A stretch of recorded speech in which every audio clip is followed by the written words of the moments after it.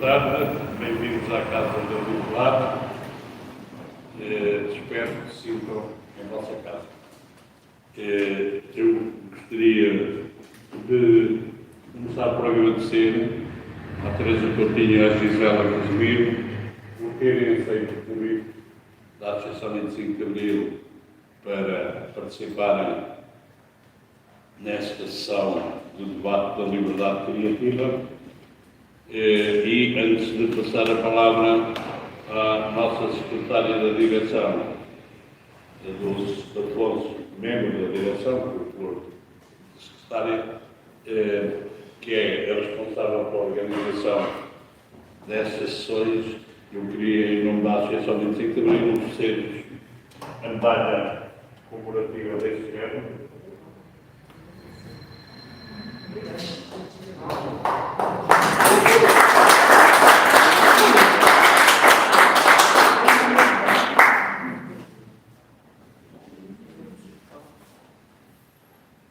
É um hábito que a Associação criou desde o primeiro ano, emitir sempre uma medalha. E nunca pagámos nada aos artistas que têm feito a medalha. Tem sido sempre para o bono, aliás, quer medalhas, quer os cartazes, que é outro que está aqui exposto. Penso que serão cá todos, não sei, não são todos. Emitimos também um cartaz todos os anos e o artista também tem sido sempre para o bono, nunca pagar nada. Acho que devia realçar este aspecto. E agora vou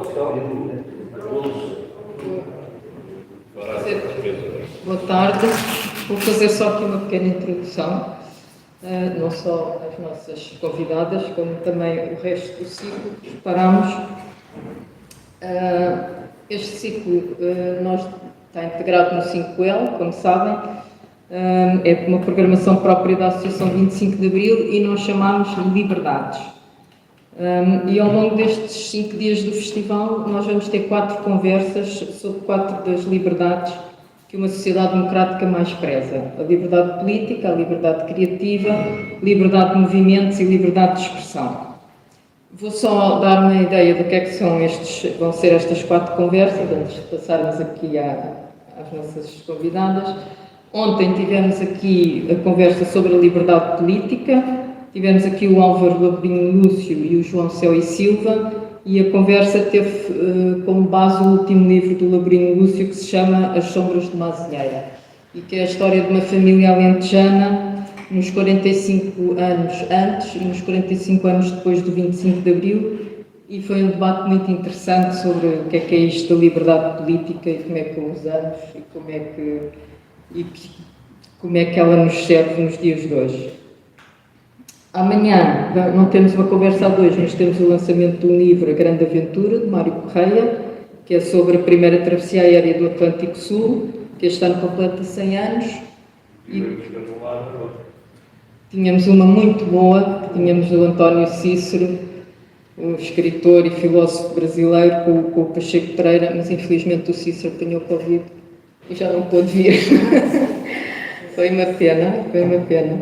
Depois, no sábado, às 5h30, temos a conversa sobre liberdade de movimentos, que vai ser com o Vítor Glanciano e a Constância Urbano de Sousa, que é especialista em migrações e asilo, e que vão falar sobre os fenómenos das migrações económicas e sociais, dos refugiados de guerra e do direito à liberdade de movimentos de quem procura a sobrevivência e a dignidade. No domingo, às 5h30, temos a liberdade de expressão, que é uma conversa entre o Carlos Matos Gomes, que é o capitão de Abril, é escritor e investigador, e a Manuela Goxa Soares, que é jornalista no Expresso há 30 anos, e que nos vão falar sobre liberdade de expressão, que perigos corre, a concentração dos mídias nos grandes grupos económicos, os fenómenos das fake news, da censura, do cancelamento, enfim, tudo o que tem a ver com este assunto. Portanto, convido-vos a aparecer, espero que venham, espero que vos interesse. Vão ser conversas muito interessantes, tenho a certeza. Depois, hoje, então, temos a conversa sobre a liberdade criativa, Temos connosco a Teresa Coutinho, atriz, dramaturga, criadora de uma coisa maravilhosa que é o Clube dos Poetas Vivos, todos os meses no Dona Maria. E temos a Gisela Casimiro, escritora, poeta, artista, ativista. Aliás, ativistas são as duas, não é? Agradeço muito às duas estarem aqui, é um prazer enorme receber-vos. E para vos passar a palavra, vou-vos deixar este desafio. Como é que a arte, o teatro, a escrita e a poesia podem ser armas para afirmarmos a liberdade de sermos quem somos sem medo? E como é que transformamos a criatividade numa forma de luta contra o preconceito? E agora passo-vos a palavra.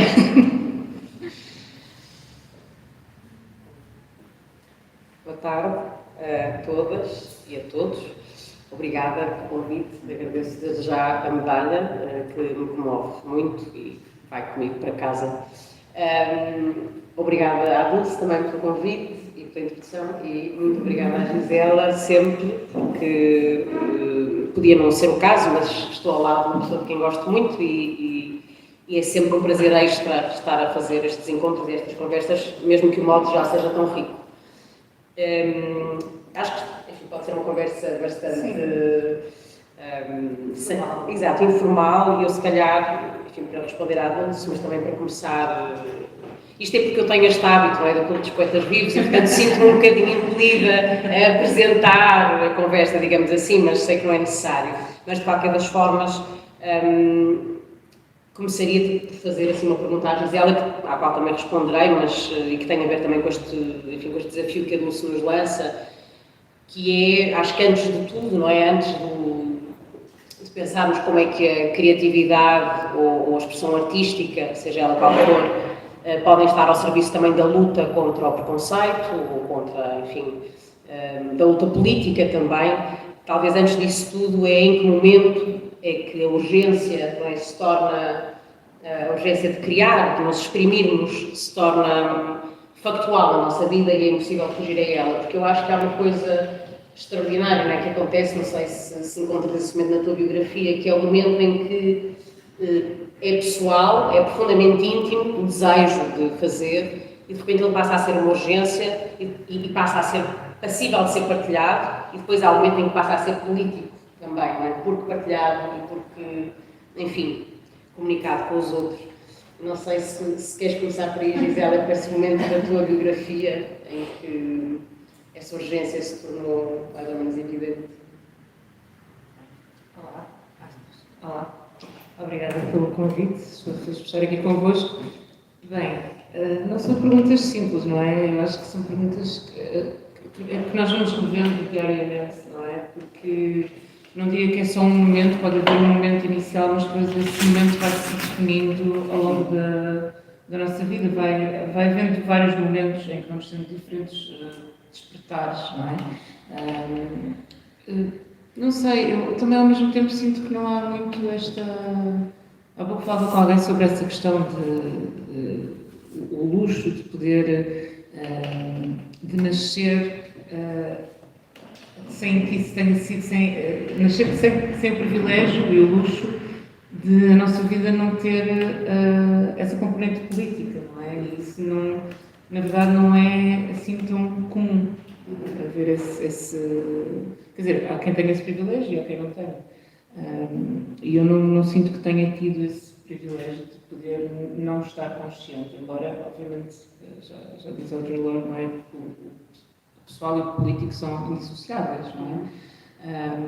Mas, obviamente, que vem também das nossas origens, já vem daquilo que os nossos pais passaram antes deles, os nossos avós, todos os nossos outros antepassados, ancestrais, e portanto há coisas que vão sendo também passadas de geração em geração. Portanto, quando começamos a tomar consciência das coisas, é também muitas vezes com um alerta, eu diria, um alerta de cuidado, atenção a isto, não é? Se somos mulheres, ou somos pessoas racializadas, quer dizer, depois também depende do contexto de cada um. Então, acho que surge primeiro como uma defesa, uma proteção, uma guarda, e depois, primeiro protegemos a nós, preservamos a nós, e depois é que entendemos que que é preciso proteger outras pessoas também e que não nos protegemos a todos. Que quando alguém não está protegido ou protegida, tem a ver com o sistema em que está e com o sistema que oprime uns, vai oprimir outros. Não há forma de escapar a isso, por isso é que temos que encontrar essa interseccionalidade. Não sei, agora, em termos de qual é que foi esse momento, não sei, eu acho que o ano de 2020, que é uma coisa recente, não é? Parece, estou a falar nesse ano que foi tão marcante, como se não existissem outros anos antes. Claro que existiram, mas eu diria que esse foi mesmo um ano, não é? Porque tive um processo por causa de um poema que escrevi e acho que isso me fez crescer muito, não é? Trouxe muito medo, muito receio, muita coragem, muitas preocupações, muitos cabelos brancos, então acho que esse ano foi assim o maior despertar, eu diria. Sim, eu estava a pensar, é isso mesmo que estás a dizer, também concordo. Estava a pensar um bocadinho, no meu caso, a escrita e o teatro, mas eu escrevia, como a Gisela, quando era mais miúda, e a sensação que eu tinha, e acho que muitas pessoas que escrevem ou depois se manifestam artisticamente de uma ou de outra maneira, encontram nesses espaços de criatividade uma forma de não estarem sós, não é? Isto pensando na criança, na adolescente que fui, era uma forma de companhia e obviamente é ali que se põe aquilo que não se pode dizer às outras pessoas, seja por que razão seja, não é? No meu caso tinha a ver com a minha sexualidade e portanto era um lugar de purga e de confissão, se quisermos. Esta palavra é muito, enfim, muito católica, mas é a tradução da realidade, não é? É como se fosse uma linguagem dentro da linguagem. Exatamente. Tradução da realidade e de procura de um vocabulário próprio também para exprimir aquilo que nós muitas vezes sentimos e não sabemos ainda como se traduz em palavras. E o que é depois extraordinário é quando percebemos que aquilo que estivemos a fazer durante alguns anos sozinhas, não é? Se partilhado, é como tu disseste, não é? Pode ter uma influência muito grande nas pessoas que estão à nossa volta, eventualmente uma influência positiva, ou pode ir contra barreiras que nos são impostas, não é? Pode ser uma arma contra essas barreiras. Eu não por acaso trouxe comigo, e já se calhar ainda é muito cedo, mas as novas cartas portuguesas e o processo das Três Marias, a defesa da Maria Isabel Barreno, também porque este espetáculo está no Dona Maria e eu sou atriz do espetáculo, mas porque, por exemplo, o contacto, lá está, o passar desta escrita e deste exercício solitário para depois também a compreensão de algumas coisas que li e de como essas coisas me informaram sobre a coragem que pessoas tiveram de fazer face à opressão, e a opressão é muita coisa, não é? A opressão, neste caso, política, fortíssima, estamos a falar de uma ditadura, não é? Mas pode haver opressão familiar, pode haver opressão de tantas ordens. Ter contacto com obras assim fez-me, de alguma forma, inspirou-me. Eu lembro-me, não sei como é que tu sentes isso, mas eu lembro-me, por exemplo, em relação às novas cartas, ou em relação mesmo a poetas que não são necessariamente, não têm um pendor político muito evidente, como a Ana Luísa Amaral, enfim, que eu li muito cedo. Lembro-me de as ler e pensar, aqui estão mulheres que pensaram sobre o que era ser mulher e pensam sobre o que é ser mulher. E, portanto, isto é possível, fazer disto uma forma de comunicar com as outras pessoas e falar sobre estes assuntos. E aí comecei a pensar, se calhar eu poderia fazer isso, se calhar eu poderia comunicar com alguém e dizer estas coisas todas que me atravessam. De que forma? Na altura não sabia. Não sabia se era pela escrita, se era pelo teatro, mas, enfim, acho que o encontro depois também com outras também é muito definidor desse caminho que depois passa a ser um caminho, enfim, ativista, se quisermos, que é uma palavra também que hoje tenho. Sim, mas eu acho também, eu sinto, às vezes, eu acho que o ativismo também funciona, também existe um lado opressor às vezes no ativismo, e é preciso falar sobre isso, porque depois parece que tudo tem de girar em torno daquilo e há tantas mulheres que nós vamos descobrindo e que admiro que simplesmente, às vezes, só esta liberdade de exatamente poder ser, escrever só aquilo que nos apetece, falar daquilo que nos apetece, pensar se está a servir a uma causa. Eu também não consigo fazer isso, não é? Eu acho que as coisas têm de ser orgânicas ou não são. Se fizer sentido, faz sentido, senão é melhor fazermos outra coisa, porque também precisamos, porque senão também não temos nada para dar a outras pessoas, não é? Porque eu acho que isso também, nós não sabemos quais das nossas palavras é que vão chegar a alguém e de que forma é que elas vão tocar a alguém, não é? Portanto, haver um espaço de contemplação, de usufruto, de mostrar também que isso é possível, não é? Não tem de ser sempre essa... Porque também há essa coisa, não é? Na escrita e noutras formas, que é nós nos deliciarmos com a beleza do cotidiano, com a simplicidade e devaneios e coisas que não são sempre tão combativas, porque isso, estar constantemente no modo combate, também nos quer dizer que não estamos a usufruir da vida em si. Eu acho que, quer dizer, pelo menos a poesia que eu descobri durante muito tempo, antes de eu escrever coisas mais ativistas, por assim dizer, era isso, não é? Então, identificar-me com isso também é importante, não é?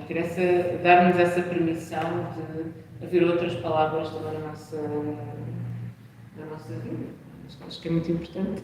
Eu trouxe aqui vários livros, mas tenho estado este foi o primeiro que eu li este ano, Conceição da Ciência, que é da Conceição Evaristo, que é uma autora brasileira. Eu tenho aqui outro também, que é um livro muito interessante,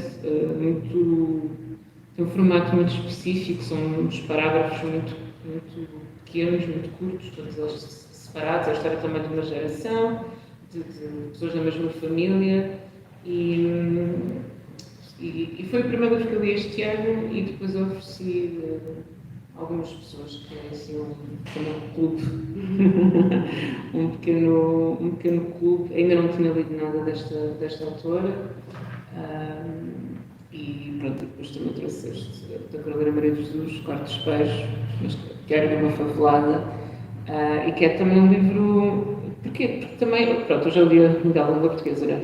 Também falo dessa questão, mas este é muito interessante porque não é só ser escrito em português do Brasil, e já isso ter o seu quê de interessante e desafiante, mas sobretudo este aqui, e ter obviamente linguagens dessas paisagens e sons que nós não dominamos, porque há coisas que não existem aqui. Mas este eu acho muito bonito, porque eu gostava de ter descoberto este livro antes, porque habituei-me a ler sei lá, as mulheres que escrevem sobre o seu dia-a-dia e que hoje nós estudamos muito e que têm todo aquele valor social, antropológico, não é? Vamos a Virginia Woolf, Susan Sontag, que eu adoro, Annie Ernaux, também tenho aqui um livro dela, que tem um livro chamado The Years, que é extremamente descritivo, é um livro interessantíssimo, maravilhoso, em que ela escreve tudo. E vamos percebendo também as mudanças no mundo. Ela escreve aquele livro ao longo de décadas. E são anotações do dia-a-dia, e são, lá está, este pensamento daquela mulher, o que é que ela observa, a perspectiva dela.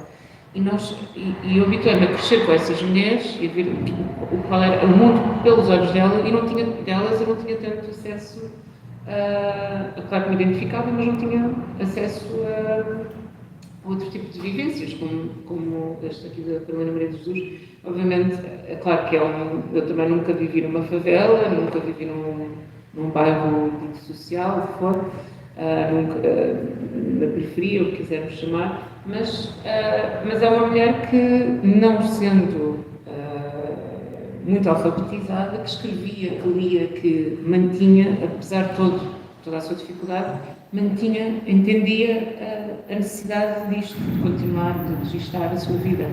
E acho que é interessante, não é? Porque também, como nos dizia a Antónia Morrison, no primeiro livro que escreveu um livro que queria ler. E isso deixa-me, eu acho que é importante haver a pluralidade da criação. E aqui, isto está exatamente como ela escreveu, com tudo aquilo que nós podemos considerar erros, mas que é a linguagem que ela tinha. E obviamente dá para compreender, mas é é muito bonito, porque ela fala também, reflete sobre essa questão do ato de escrever e da alegria de ver os filhos a ler e a escrever também. E acho que também remete para essa questão da solidão, desta coisa que nos impele a continuar a criar, mesmo se mais ninguém à nossa volta acredita naquilo que estamos a fazer, e se nos vem a fazê-lo e se suscitando alguma curiosidade. E talvez algum descrédito também, mas esta coisa de. Eu acho que é isso, acho que há qualquer coisa dentro de nós que, independentemente do que estejamos a fazer ou de termos momentos em que nos desviamos dela, que nos encontra sempre. É alguma coisa que tem a ver com a nossa essência, que não interessa quais são as nossas condições, vai-nos procurar, vai-nos encontrar sempre. A Margaret Thatcher dizia que a leitura era mais inclusiva das artes, já ela desmontou esse discurso, que a poesia não é um luxo, porque ela diz que a poesia acontece em qualquer momento, não é? Quase como uma meditação, não é necessário, independentemente da nossa classe social ou do que estamos a fazer, podemos encontrar em qualquer momento e a fazer qualquer outra coisa. Não requer que nós vamos para um lugar específico ou que tenhamos umas condições específicas para fazer, embora seria bom termos.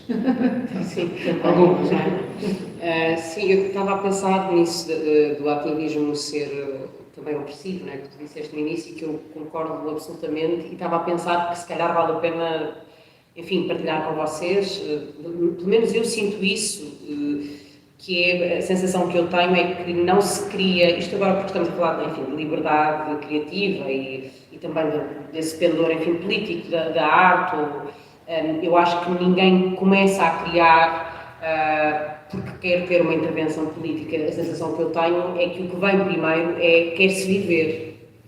E eu acho que a arte que tem um pendor mais político quase sempre tem raiz na necessidade da criadora ou do criador, e aqui quando digo criador falo também de quem escreve, enfim, de, através daquela forma de expressão artística, viver.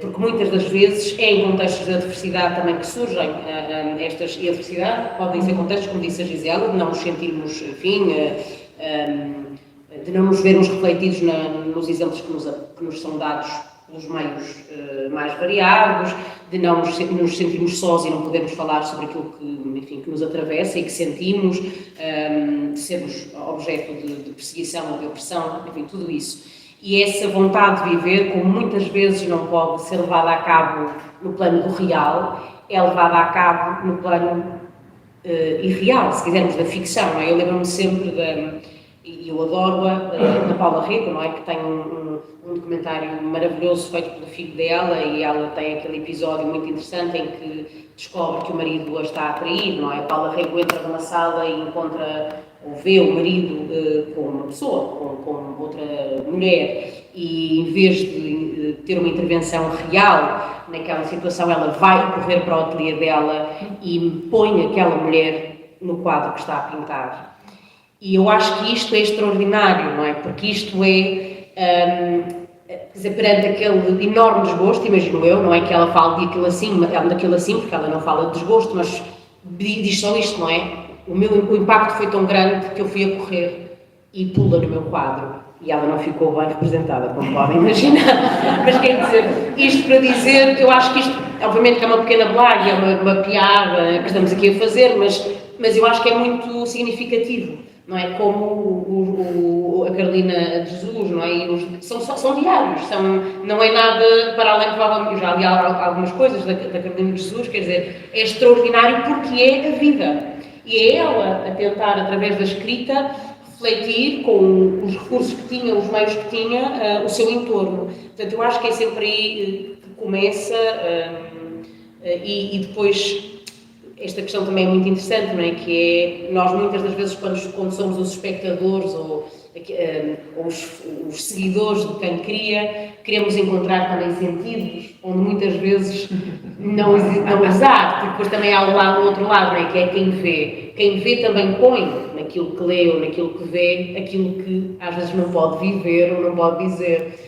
Eu lembro-me também de um episódio engraçado, passou a Regina Guimarães, que é uma poeta do Porto, gosto especialmente e que passou pelo Clube dos Poetas, e eu, a dada altura, disse, quando estávamos a tomar um copo a seguir ao encontro, disse à Regina, aquele teu poema que sempre me tocou tanto e que é sobre a tua, enfim, a reivindicação política e a tua luta contra as editoras maiores e não sei o quê, e portanto, fiz assim toda uma tese, e a Regina ficou assim a olhar para mim e disse, bem, se isso é isso tudo para ti, está ótimo. E eu pensei, bom, portanto, eu cá também isso, não é? Isto, enfim, para pensarmos um bocadinho também sobre esta questão que eu acho que é extraordinária, que é, agora para concluir um bocado, isto que queria dizer, só porque isto que a Gisela disse é isso, quer dizer, o ativismo às vezes também é opressivo e muitas das vezes há uma expectativa em relação àquilo que nós fazemos que já é de esta artista vai falar, isto aconteceu recentemente, não é? De ser apresentada como artista, feminista, lésbica, quer dizer, eram tantos epítetos a seguir ao meu nome que eu pensei, meu Deus, agora já não resta nada para contar. Pronto, e também há, obviamente, depois essa expectativa que pode ser um bocadinho castradora e um bocadinho, e às vezes... tokenizante, não é? Exatamente. Mas achei que era essa questão do quadro, porque a Paula Rego inspira-se muito, não é? Também na literatura, pronto, claro que ali é a sua vida, mas é interessante como é que a questão do quadro também criativamente é sempre funciona como um espelho, funciona como uma porta e funciona como uma entrada, uma passagem, não é? Para o mundo. Estou a lembrar-me, obviamente, claro que nos ocorre mais facilmente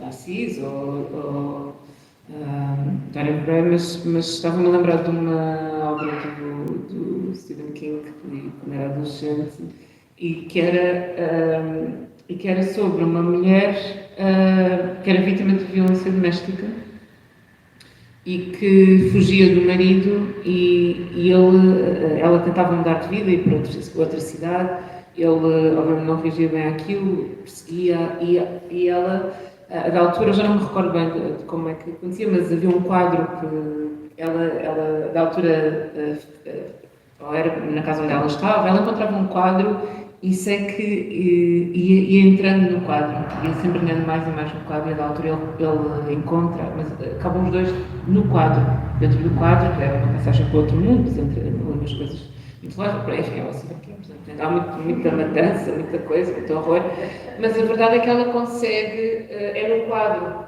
que claro que ela fugiu, ela tentou mudar a sua vida, ela vai fazendo pequenos passos para passar uma vítima a sobrevivente, mas é eventualmente no quadro que há um culminar desse confronto com ele e que ela consegue essa libertação. Portanto, quando estavas a falar nisso, também pensei naquilo que nós aprisionamos ou libertamos através do quadro. Eu não sei se essa mulher agora consegue o que ia acontecer se ela entrasse no quadro da Paula Rego, que se começava a envelhecer ou qualquer coisa do género. Mas então acho que vamos ler um bocadinho, né? Estás a ler qualquer coisinha, acho que é sempre bom, não sei. Mas... Queres começar? Não sei aqui. Não dá para ver, mas tem sempre muitas marcações, então... e por acaso esta é um ponto muito engraçado que encontrei nestes dois livros, nunca tinha ouvido falar sobre isso. É que os dois têm aqui um momento em que falam de uma...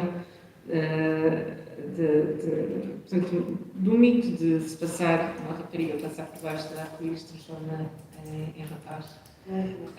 E uma estava sempre a tentar passar para ver se mudava e a outra estava sempre com medo de passar com medo de mudar. Então, achei giro os dois livros falarem. Mas posso ler aqui dois bocadinhos. 7 de junho. Os meninos tomaram café e foram à aula. Eles estão alegres porque hoje teve café. Só quem passa fome é que dá valor à comida. Eu e a Vera fomos catar papel. Passei no frigorífico para pegar linguiça. Contei 9 mulheres na fila. Eu tenho a mania de observar tudo, contar tudo, marcar os fatos. Encontrei muito papel nas ruas. Ganhei 20 cruzeiros. Fui no bar tomar uma média. Uma para mim e outra para a Vera. Gastei 11 cruzeiros. Fiquei catando papel até às 11h30. Ganhei 50 cruzeiros. Quando eu era menina, o meu sonho era ser homem, para defender o Brasil. Porque eu lia a história do Brasil e ficava sabendo que existia guerra. Só lia os nomes masculinos como defensor da pátria. Então eu dizia para a minha mãe: por que a senhora não faz eu virar homem? Ela dizia: se você passar por debaixo do arco-íris, você vira homem. Quando o arco-íris surgia, eu ia correndo na sua direção. Mas o arco-íris estava sempre distanciante, igual os políticos, distantes do povo. Eu cansava e sentava. Depois começava a chorar. Mas o povo não deve cansar, não deve chorar. Deve lutar para melhorar o Brasil, para os nossos filhos não sofrer o que estamos sofrendo. Eu voltava e dizia para a mamãe: o arco-íris foge de mim. Nós somos pobres, viemos para as margens do rio. As margens do rio são os lugares do lixo e dos marginais. Gente da favela é considerada marginais. Não mais se vê os corvos voando às margens do rio, perto dos lixos. Os homens desempregados substituíram os corvos.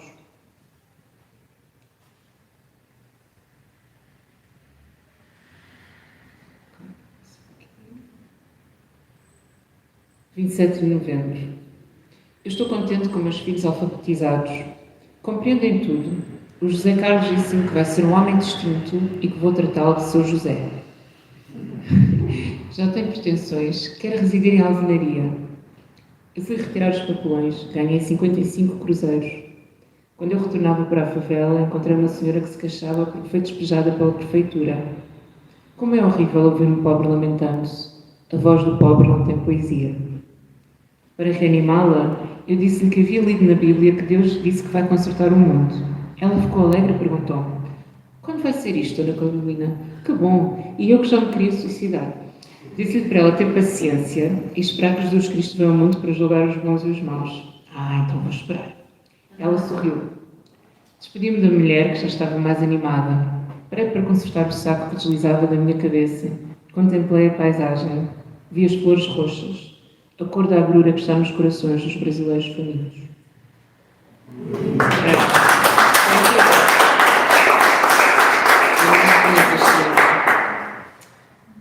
Então, vamos ter aqui várias, não tem que ser tudo de uma vez. Se calhar vou começar com Alberto Pimenta, que é um poeta, performer, enfim, incontornável, e que tem um humor muito particular e que é um homem que muitas vezes, enfim, teve intervenções políticas e performáticas muito pungentes e de que eu gosto muito. Soneto Drolático. O prémio que, merda, não calhou. A panela que, merda, furou. A dívida que, merda, disparou. O banco que, merda, fundou, afundou, fundou. A ferida que é de gritos, infectou. A hérnia que é de gritos, inchou. O hospital que é de gritos, não observou. A clínica do O aberto que é de gritos, fechou. O pai que patinou para fora do ringue, pronto. A mãe que foi atrás dele e ainda não voltou, pronto. A amiga que de noite zarpou, pronto. E levou, tem graça, a coca consigo. Deixou, tem graça, um caixote que ficou cheio, tem graça. Do que eu não digo.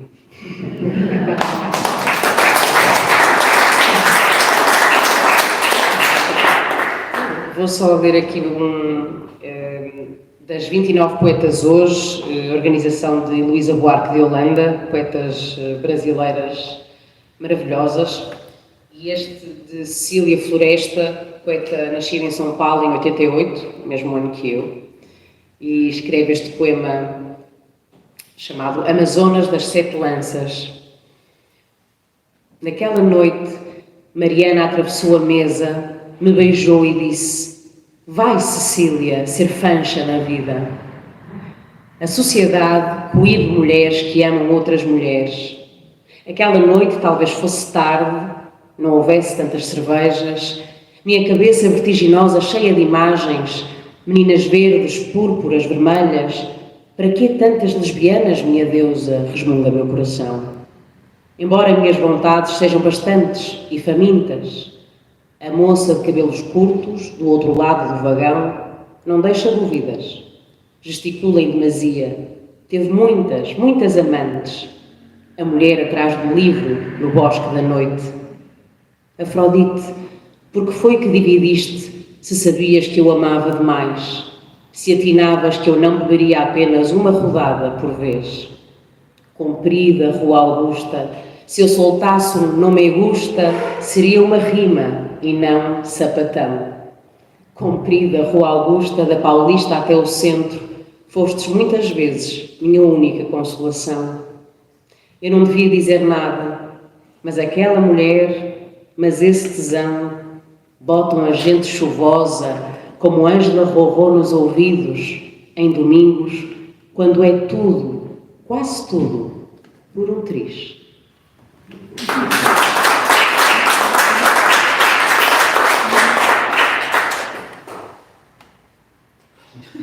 Avança, querida. Acho que sim, eu ler e ouvir. Então, este foi uma vez uma prenda de aniversário, eu acho que é importante. Esta semana já estive em conversas sobre a leitura e um pouco que lemos ou não lemos, mas acho que é bonito também ter aqui coisas que foram ofertas, prendas e que vamos passando. Este é de um poeta sírio, Adonis, chama-se O Arco-Íris do Instante, tem tradução no Judice. No verão, quando o céu clareava, eu costumava ler as estrelas interpretando as linhas da minha mão. E tinha um amigo que se me opunha quando lia as linhas da mão de acordo com as estrelas.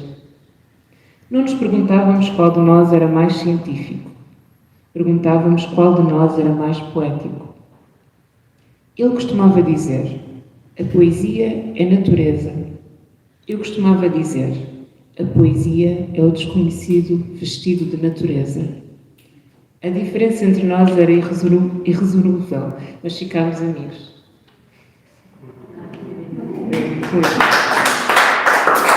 E aqui. O poema diz: a guerra no exterior dar-se-á nas minhas entranhas. Não te escondas, leitor, por trás da língua. Esconde-te nela e não tenhas medo. O medo é desprezo daquilo que és. O poeta faria bem conquistar as suas fortalezas, em atacar os seus sonhos. É como se eu ouvisse um homem gritar: não preciso nada de ser humano. Apaixonamos pelo reflexo da sombra, vemos nele o que traduz o nosso aniquilamento. A vida é nada, a língua, casa da sabedoria. No entanto, ninguém domina essa língua.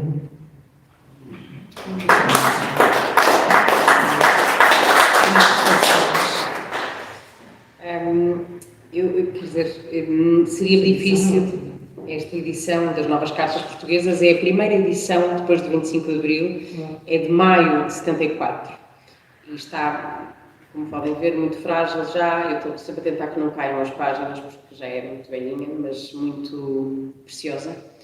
E trouxe as Novas Cartas porque também é a celebração, enfim, das Novas Cartas Portuguesas este ano e é um livro que foi muito marcante para mim, por várias razões. Inicialmente, obviamente, porque o livro em si é uma obra literária extraordinária, com géneros, enfim, há poemas, há prosa, há cartas entre as Três Marias, e depois quando percebi que o processo tinha sido como foi, e só percebi, acho que nós nunca percebemos, eu pelo menos sinto que uma coisa foi saber que elas tinham vivido isto, outra foi começar a perceber o que é que isso quer dizer. E acho que só estou agora a perceber o que é que isso quer dizer. Nunca saberei, não é? Porque espero nunca viver em ditadura e nunca passar. Isto, por acaso, é uma coisa que talvez valha a pena contar. O espetáculo está em cena e nós fomos entrevistadas algumas vezes por jornais e revistas, e a dada altura uma jornalista que eu acho que tão ingenuamente não posso levar a mal, mas levámos um bocadinho as três, disse, pois, porque isto realmente das Três Marias, está tudo igual, não é? E eu acho que esta é uma pergunta tão perigosa, porque ao mesmo tempo retira a importância do que realmente vale a pena dizer, que ainda há muita coisa que tem que mudar, mas sobretudo passa um pano sobre a grande diferença que é estas mulheres escreveram em ditadura e nós estamos em democracia. Portanto, aquela pergunta levantou entre nós, as atrizes, uma conversa que durou horas, porque dizíamos como é que é possível ter sido feita esta pergunta desta maneira. Portanto, isto para dizer que comecei a perceber o que é que estas mulheres fizeram. Em 71, a Maria Teresa Horta é espancada na rua porque escreve um livro chamado Minha Senhora de Mim e vai ter com as outras duas Marias, a Maria Isabel da Reina e a Maria Velha da Costa, e a Maria Velha da Costa diz: se uma mulher apanha uma tareia porque escreve um livro, o que é que eles fariam se fôssemos três a escrever um livro? Isto é de uma coragem extraordinária. Pronto. Isto para dizer que isto acontece em 71, elas depois começam a escrever e são julgadas, enfim, está aqui uma parte do processo e são absolvidas porque há o 25 de Abril. Elas iam ser presas e há o 25 de Abril que no fundo também as vão absolver, portanto estamos aqui na casa do 25 de Abril, é mais uma das grandes alegrias que o 25 de Abril traz, é absolver as pessoas que eram perseguidas por se exprimirem artisticamente. E eu trouxe o livro das Novas Cartas Portuguesas, depois deste preâmbulo, para vos ler algumas coisas, enfim, vou tentar não me alongar muito. Eu também trouxe a versão moderna. Não sabia, isto é uma desconhecida. Há muita... Não, é porque é assim, porque eu já tinha estado, até com uma das suas companheiras, lá no Ajuda, houve umas leituras agora há alguns meses, mas como são também, eram os 50 anos, há muita coisa a acontecer. E também estou a preparar também uma expressão coletiva em Almada em torno Eu disso. estava a admissão do que edição com a mesma idade. É verdade. Mas acho que estava a ouvir agora, estava aqui a ler esta terceira carta 5, minhas irmãs, mas o que pode a literatura? Ou antes, o que podem as palavras? 1 de junho de 71. Podem muito, respondendo a essa pergunta. Mas eu acho que, na altura, quando nós fizemos a leitura no Anju, um dos textos que eu quis ler,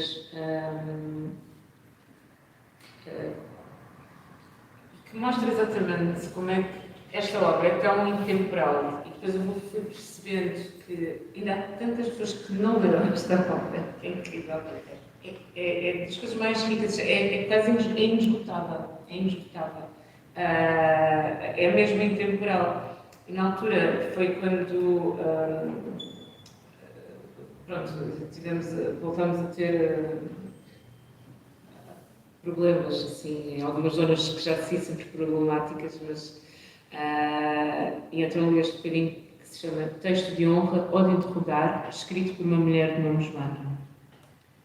Digo, a mulher adúltera é ainda apedrejada de morte no Afeganistão e na Arábia Saudita. Pergunto, também o homem adúltero será apedrejado no Afeganistão e na Arábia Saudita? Digo, indiretamente na América, como em tantos outros países, a lei protege uma estranha espécie de pena de morte aplicável às mulheres ao lhe negarem o controle dos seus próprios corpos, conduzindo-as assim aos abortos ilegais. Calcula-se que morrem todos os anos por este motivo entre 2 a 5 mil mulheres na América. Pergunto, que fazem os 5 mil ou 2 mil homens que engravidaram essas 2 mil ou 5 mil mulheres mortas na América todos os anos? Quer dizer, assim, duas partes do mundo e assim, hoje, as notícias que tivemos esta semana, é assustador, não é? Mas acho que não. Está a anular, exatamente. É mesmo de arrepiar como é que aqui estas questões, e esta que eu acho que isso não é uma coisa muito interessante, que é o caráter, não é só feminista, mas mais do feminista interseccional desta obra, porque não são são mulheres portuguesas numa ditadura a refletir sobre a condição das mulheres no mundo inteiro. E sabendo que esta questão de eu estou-me aqui a tentar libertar aqui, mas há outras que estão a precisar, e como é que. E este entendimento de que. É que eu acho que este livro é tão importante, a primeira vez, porque é entender que nós nunca podemos dar a liberdade como garantida. Os nossos direitos são sempre em risco de serem revertidos, não é? Então é mesmo.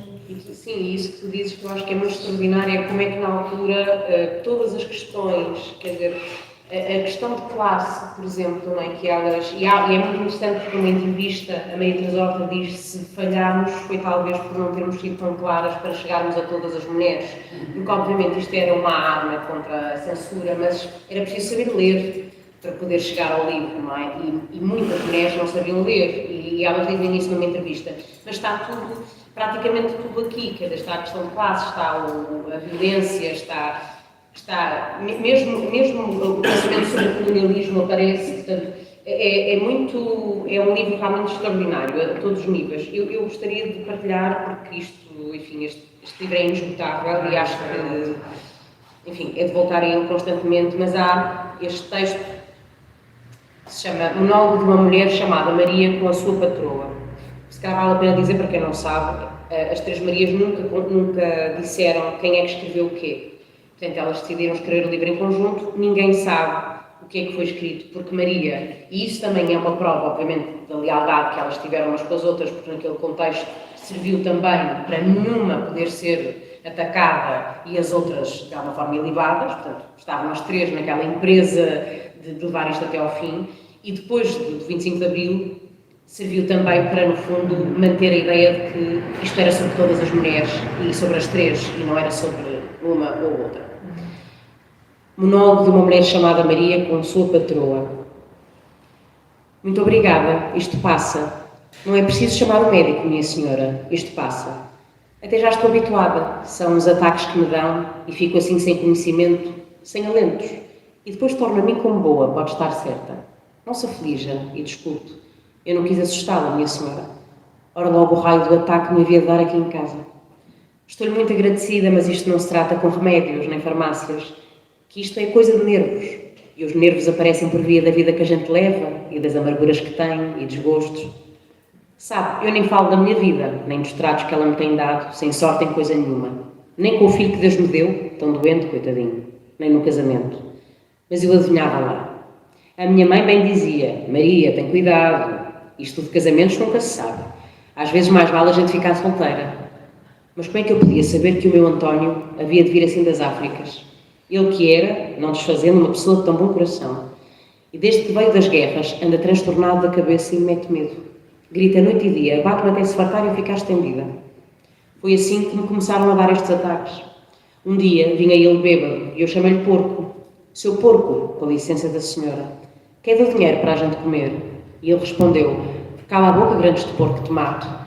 Então desatei a gritar e ele aí perdeu o tino e pôs-se-me a bater com quanta força tinha por onde calhava, até que me deu a esgana, deitei cuspo pela boca, toda torcida no chão, e ele sempre a bater. Só não dando cabo de mim porque o menino, coitadinho, se foi botar agarrado ao meu corpo. Ele então, de vê-lo assim tão fraquinho e assustado, teve vergonha e abalou, deixando-me assim sem conhecimento, sozinha com a criança. E voltou um mês depois para me pedir desculpa com tão bons modos que eu o desculpei. O que quer a senhora, são fraquezas que a gente tem. E ao princípio tudo correu como de antes, mas depois deu outra vez em beber, em ter mulheres, em não trabalhar, e eu tive de continuar a andar a dias, pois graças a Deus não me faltam de trabalhar. O pior é o menino que não o aceitou na creche por estar sempre doente, e eu não o arranjo onde o deixar. Nem todas são como a senhora, tão boa, a dizer-me para o trazer comigo, que ele empatar não bata nada, coitadinho, quietinho, a seguir-me com os olhos. A doutora ainda falou, a última vez que eu o levei à consulta, esta criança precisa de outra alimentação. Mas como quer a senhora que eu faça se eu às vezes nem tenho uma bucha para enganar a barriga? Pensar eu que a minha madrinha, a senhora Dona Joaninha, que tantas festas me fazia quando eu ia vê-la, me deu conselhos de ficar com ela. Não te cases, Maria. Vem viver antes cá para casa. Olha que não há nada como mulher livre de homem. E eu hoje dou-lhe razão, mas já é tarde. Foi Sina ser infeliz. Não vale a pena lutar contra o destino, minha senhora. Não vale a pena. O homem pode se revoltar sempre que quer, mas a mulher está presa a eles, a um filho e depois. Que o meu António, no fundo, até não é mau, não, senhora. E é o pai do meu Antoninho, pobrezinho, tão fraquinho como saiu do corpo. E agora, com a sua licença, eu vou ao trabalho, minha senhora. Desculpe-me a relação que eu lhe preguei. Logo isto havia de dar aqui em casa da senhora. Eu estou-lhe muito agradecida pelos cuidados. Sinto-me até a modos que é envergonhada, sabe? Nunca ninguém se importou tanto com as minhas saúdes. Pois então cá vou à vida. Me faltam as louças, ajuntamente com as roupas, e eu não posso ter mais folgas se quer acabar hoje. Pois então, com a sua licença, minha senhora, com a sua licença.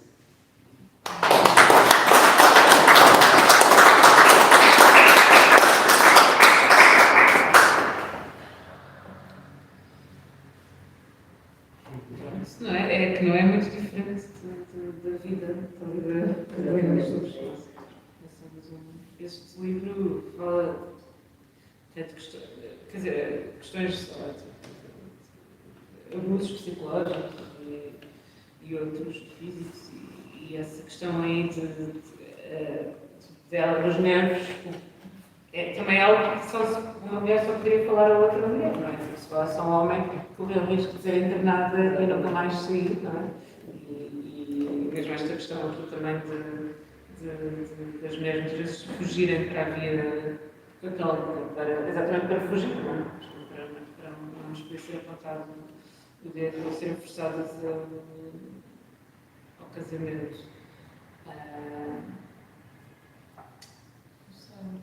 O que é que vou ler agora? Todas as pequenas aqui as palavras. Há palavras boas e palavras más. Desculpa, o título. Redação de uma menina de Lisboa, de nome Mariana, aluna da 4ª classe de um estabelecimento de ensino dirigido por religiosas. Há palavras boas e palavras más, palavras bonitas e palavras feias. A palavra Portugal é muito bonita, mas a palavra trancos não é. Há palavras que não dão com as coisas para que servem. Lua, por exemplo, dá. Não podia ser outro nome porque não é essa coisa. Mas caderno não dá. Lembra inverno e inferno, e os cadernos dependem. Nem todos são horríveis, só de matemática para mim.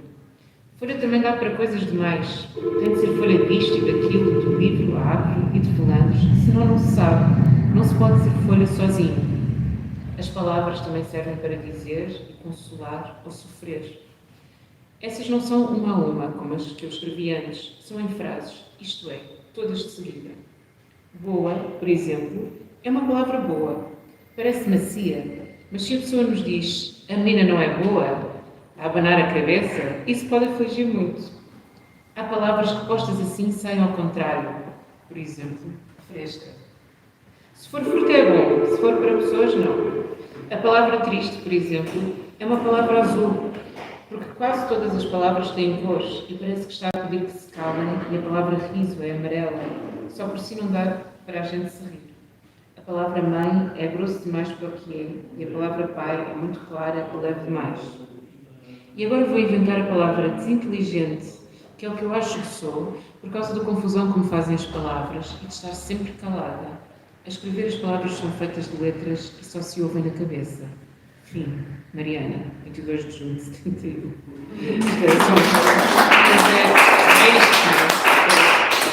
Para tentarem ir buscar tudo e mais alguma coisa, mas também há esse lado de escrever a partir da perspectiva do homem. Também encontramos bem. Sim, eu estava a ouvir e estava a pensar nesta... Depois há aqui, não sei se temos tempo ainda... Só porque... tempo. Não, só porque me lembrei depois ao mesmo tempo que há...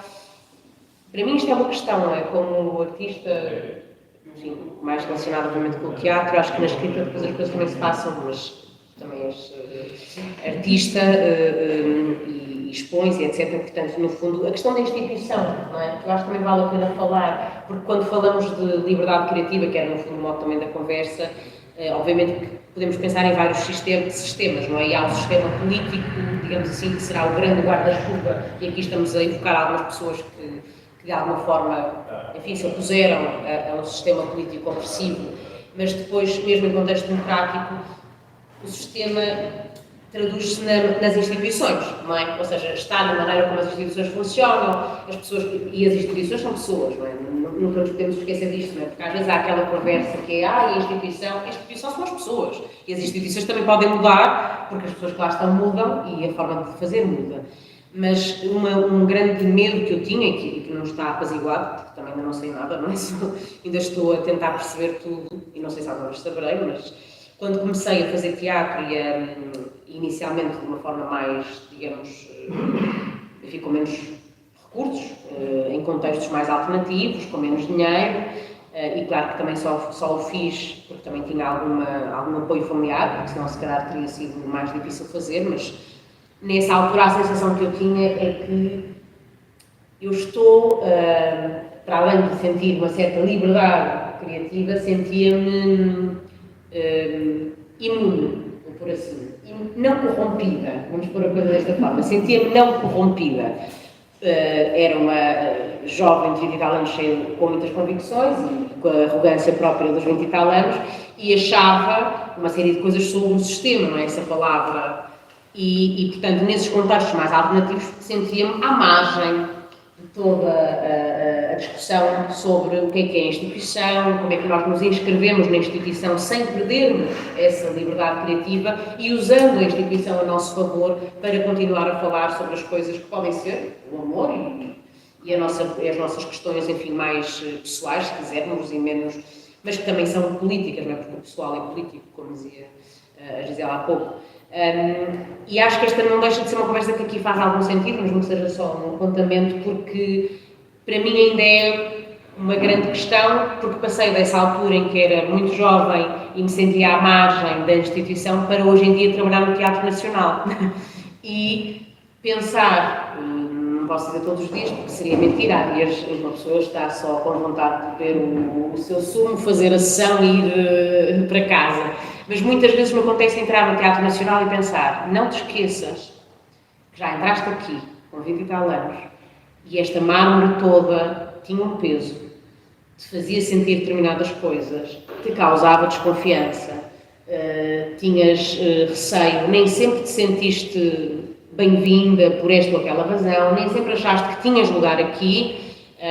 Imagino que a Gisela, isto será uma discussão aqui para muitas horas, não é?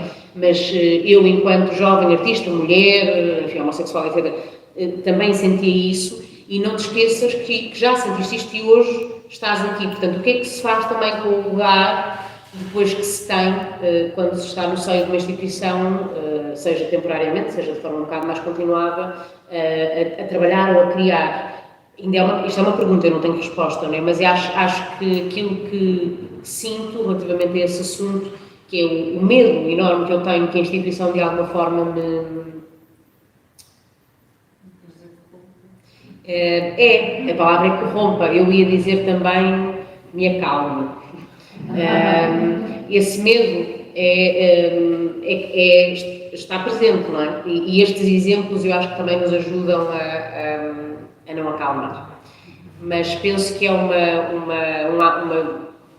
uma vigilância diária e é um diálogo difícil, porque de uma forma ou de outra, lembro-me sempre também já falei sobre isso com a Gisela, da Raquel Lima, que é uma poeta que esteve no Clube dos Poetas Vivos e que eu convidei, e que durante algum tempo dizia, não sei se vou, porque eu não me revejo no Teatro Nacional, porque é que eu deveria de ir, qual é a razão para ir, e porque no fundo eu percebo perfeitamente, a Raquel queria perceber se ia estar num contexto honesto, não é? de real interesse por aquilo que ela faz, ou se de alguma forma a presença dela ali ia servir propósitos institucionais que no fundo visam só salvaguardar a instituição e não realmente dar espaço ao artista.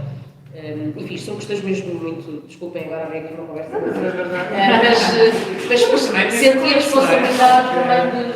Porque a liberdade... Não, eu acho importante porque assim, a liberdade de criar também tem a ver com os meios com os quais nós criamos, não é?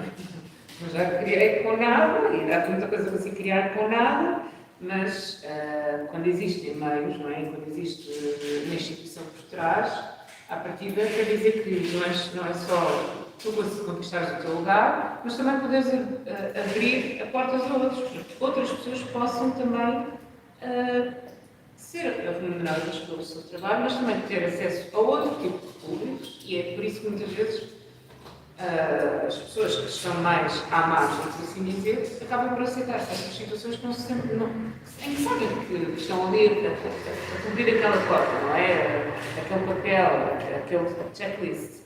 Mas fazem porque de outra forma não estariam àqueles públicos. Porque sabem que estão a criar ali uma viragem, não é? Naquele caminho tão rígido. E que isso pode ser também um abrir ou um passo para outras pessoas. É muito interessante também, que, obviamente, que ao fazê-lo conseguimos dialogar e expor as nossas preocupações e ver se esse lugar é um lugar seguro, não é? Entender se esse é um lugar seguro para nós, mas também não é a todo custo, não é qualquer custo, não é só porque sim, não é porque pronto, eu toco na Raquel Lima, faço parte da União das Artes, que foi criada faz agora um ano, e que já conseguimos algumas conquistas a nível institucional, sistémico, com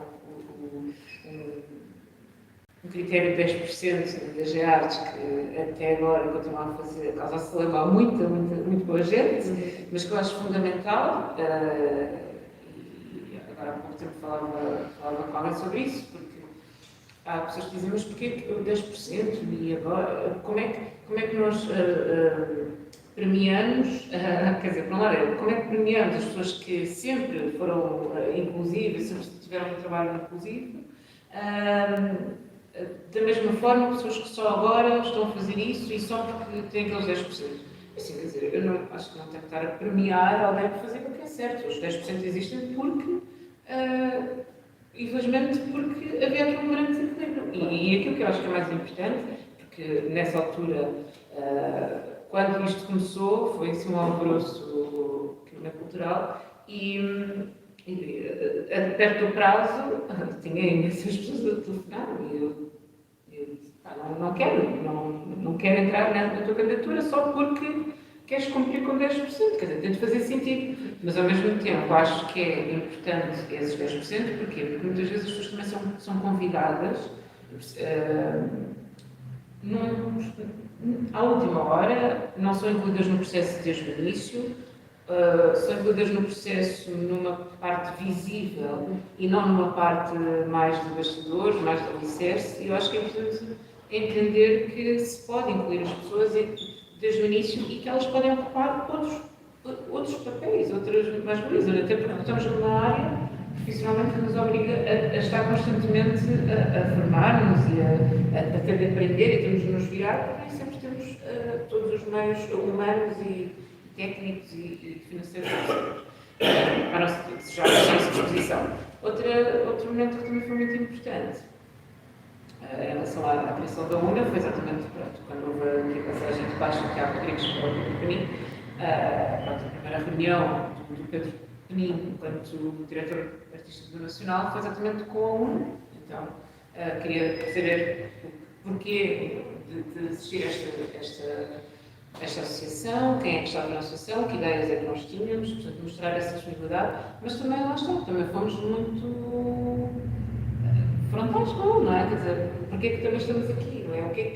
Não é só nós vamos aqui apresentar-nos aqui, mas quer dizer, tu também tens de apresentar a nós, não é? Obviamente que todos nós conhecemos, também é muito pequeno, mas é entender qual é que é a intencionalidade das pessoas e a partir dali ver então qual é que é o caminho, e se é um caminho que possamos trilhar juntos.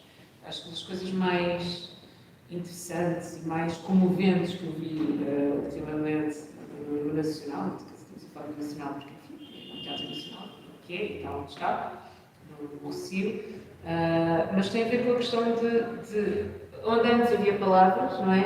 Agora haver os rostos, não é? Pessoas como a também viram, André de Cedeira, ou na cena, não só, quer dizer, isto é incrível, ter aquelas pessoas ali, ocupar aquele lugar dentro e fora.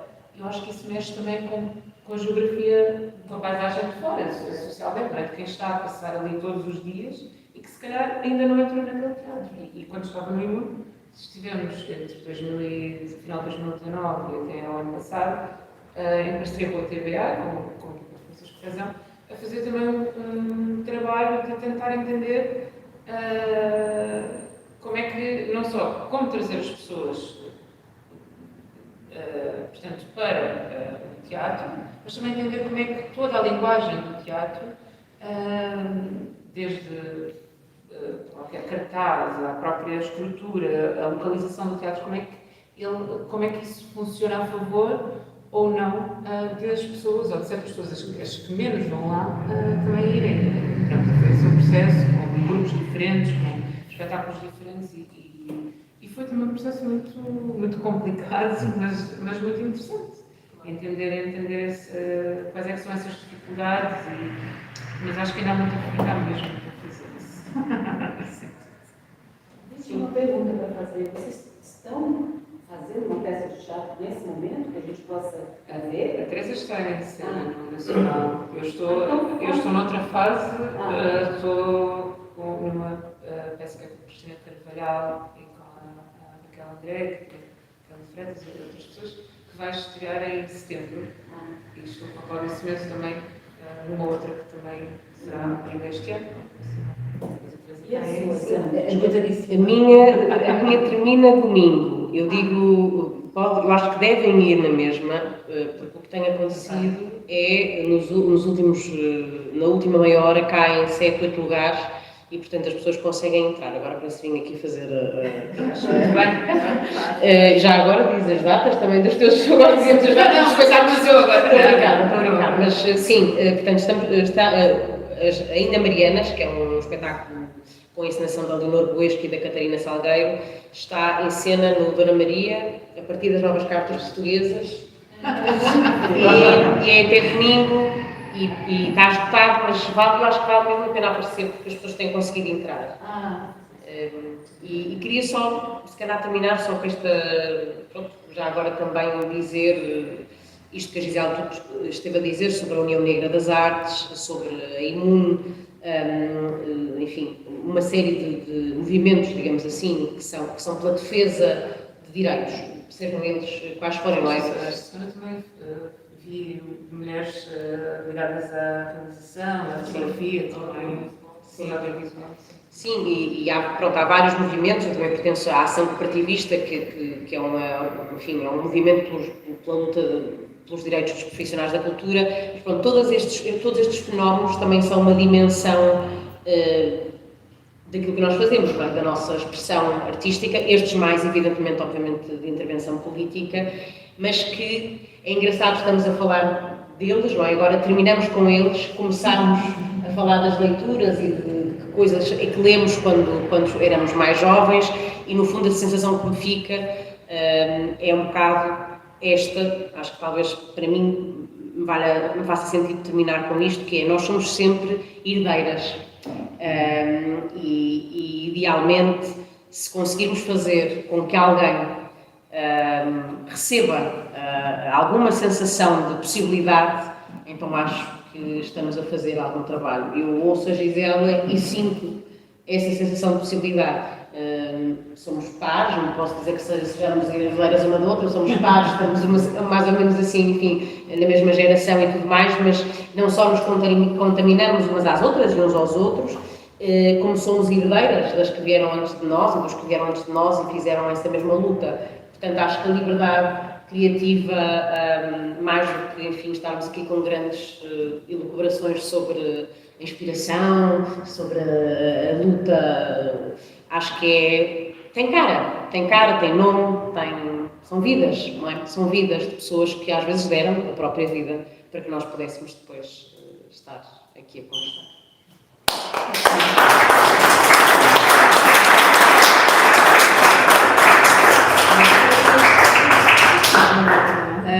Eu antes de terminar vou só perguntar se alguém quer perguntar alguma coisa às nossas convidadas, alguma questão. Eu gostei muito de ouvir o poema. Eu conheço a Heloísa Duarte de Holanda, por acaso, muitas publicações dela que eu adoro, mas adorei me sentir em São Paulo, na Rua Augusta, da Consolação. país e eu estou muito orgulhosa de estar aqui no Simpério, amando ser amando falar português, entender português, criar português. Dou parabéns para você, 50 vezes. Mas por falar nisso, agora, obrigada. Agora vou fazer, pois, por falar nisso, eu agora vou estar também, mas só para falar nisso, porque eu vou fazer uma leitura amanhã, sábado e domingo, que cruzo textos meus com textos da Clarice Lispector. É sexta e sábado, é às 7, no Jardim é sempre na Almedina do Rato, aquela que tem jardim, da Escola Politécnica. Sexta e sábado é às 7 e no domingo é às 14. Mas tem sido incrível porque eu gosto muito da escrita dela, mas estou sempre a descobrir também palavras que não conhecia e é assim muito desafiador. Mas é muito interessante, vai ser com música também, vai ser muito. Não queres terminar a ler o que eu leio que tu ler? Não, quero, olha, vou dizer algumas coisas minhas, muito pequenas, muito sucintas. Coisas minhas. E vou ficar aqui, a condição de mulher, assim, coisas não são assim muito, fluidos. Ok, então. O meu nome é essa cicatriz que insistes que sabes ler só porque a fizeste. Ser mulher é ter de explicar o que é ser mulher, mesmo perante mulheres. Ser mulher é isto: levar a mão à cabeça e o sangue ser sempre mais fresco que a memória.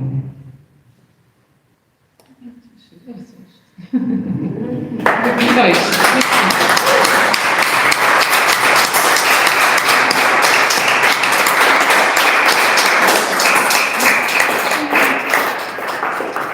Agora fiquei toda arrepiada. Bom, então se não há mais questões aqui para as nossas amigas, eu dou por encerrada a sessão. Agradeço muito, a vossa conversa foi interessantíssima, responderam muito mais do que aquilo que eu tinha perguntado ou que eu tinha colocado como desafio. Como diz a Teresa, podíamos estar aqui horas a falar sobre estes temas todos da arte, das mulheres, do preconceito, da vocação, da criatividade, tanta coisa que haveria a dizer. Muito obrigada por terem vindo, voltem sempre, serão sempre bem-vindas e obrigada a todos por terem vindo também. Obrigada.